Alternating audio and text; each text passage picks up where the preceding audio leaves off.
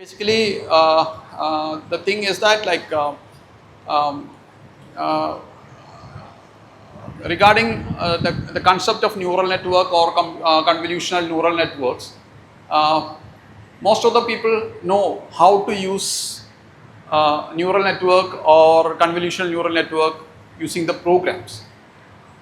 But what is happening behind is, is what is missing with most of the people.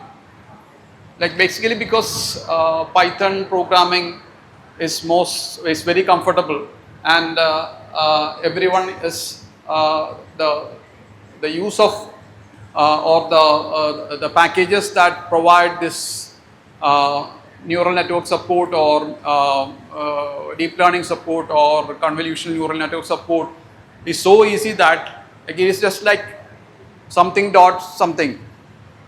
You get an output and that is what. But what is happening behind? That should be, that is to be known. Basically because when you are a student or a teacher or a PhD scholar, actually you are working for not just solving the problem, but trying to come up with some new ideologies or new techniques. Or you may be able to identify why this is happening. Only when you know why this is happening, you are able to identify whether your answer that you are getting is correct or not. So there is a lot of mathematics behind this, all these kinds of concepts. So I am not going to the mathematical concepts, but the theoretical part of that I am explaining. Okay, so we will start. So all of you know that this is the neuron. You have, it has got the dendrites, then it has the soma. Then at the end you have axons and axonites. Okay, so these things are a familiar thing because from your +2 class onwards, or maybe for some of the some may have studied from the 10th standard onwards. So basically, this is what a neuron is all about, and the capability of the neuron, all of you know that. Individually, you can know that.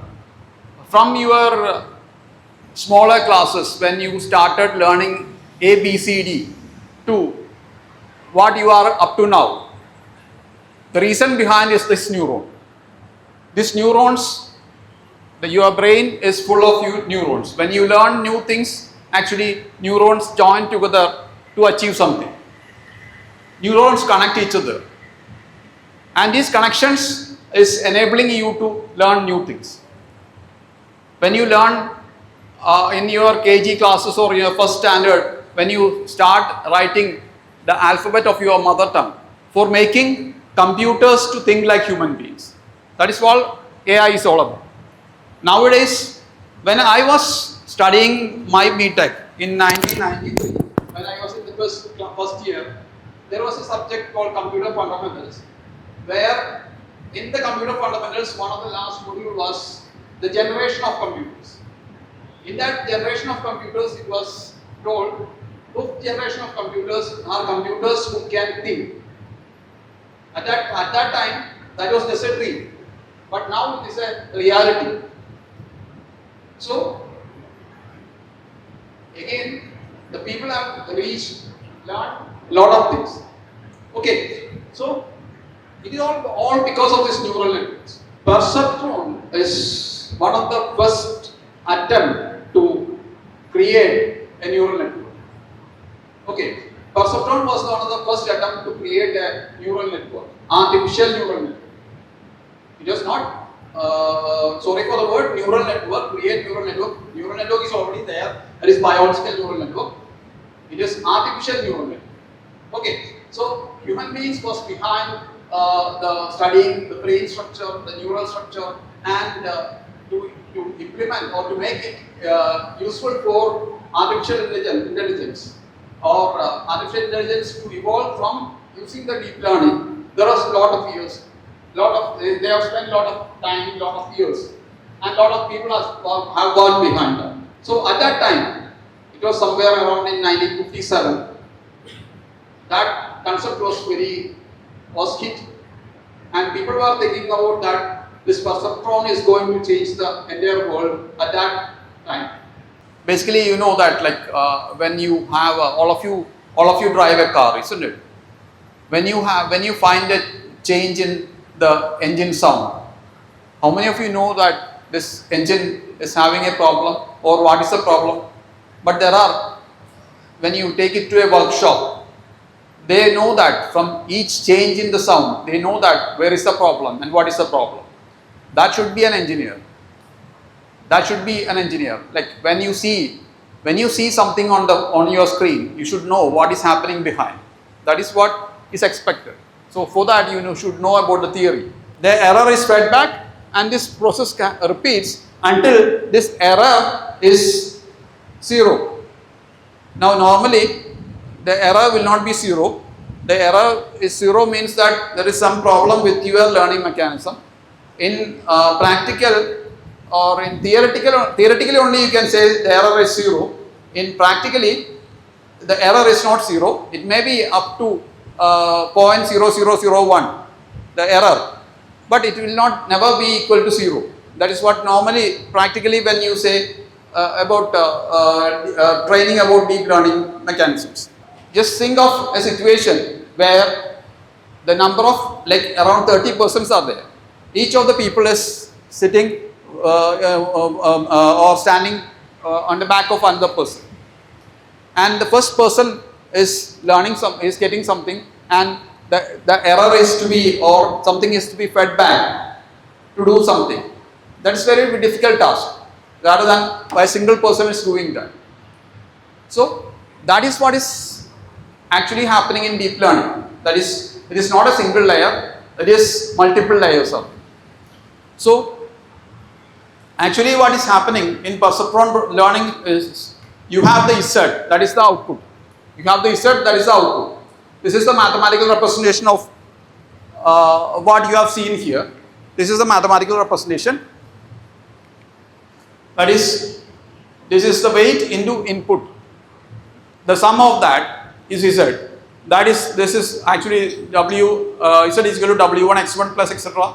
Wm xm. Now this is a vector representation of that, and vector W is this W weights and X is the X1, X2 etc. xm. So this is a 3-layer multi-layer perceptron. Okay, so again multi-layer perceptrons, I repeat, multi-layer neural network. Okay, so here this is a shallow neural network and this is a deep neural network. That is, you have 3 hidden layers here. Here there is only 1 hidden layer. Okay, because you know that the perceptron, this is what is called as the back propagation. The back propagation was actually not successful until 1986, and Hinton was popular, became popular, or he got the Nobel Prize for one of the reasons was for the back propagation. When you have the single layer, the adjusting of the weights was easy. When you have multiple layers are there, its power is more only when the weights are trained. But the training the weights in the hidden layers is difficult. That's where the back propagation comes into role. Okay, so back propagation is algorithm commonly used to train neural networks. When the neural network is initialized, weights are set for individual elements called the neurons, and inputs are loaded. They are passed to the neural network, and the network provides the output for each one with given the initial weights. Up to that we have seen earlier. Earlier we have seen up to that is 1 by 1 plus e raised to minus x, and the tanh function, you know, it is e raised to z minus e raised to minus z plus by e raised to z plus e raised to minus z. Now these things are comfortable, but the only thing is that it is computationally complex, because you have to find out the exponential. So it is computationally complex. So nowadays the people have started using the value function now, which is very computationally cheaper, because for 0 value everything is 0. For other value greater than or 0, if the value of x is less than 0, it is 0. Otherwise it is the value, whatever the value is there, that is the output. So there is no computational complexity. Okay, there is no, actually you can say when compared to sigmoid or tanh, the computational complexity is almost zero, because it is just a, you assign a variable, you assign a value to a variable. That is the only computational complexity involved. So ReLU functions are much more computationally cheaper, and the ReLU functions look like this.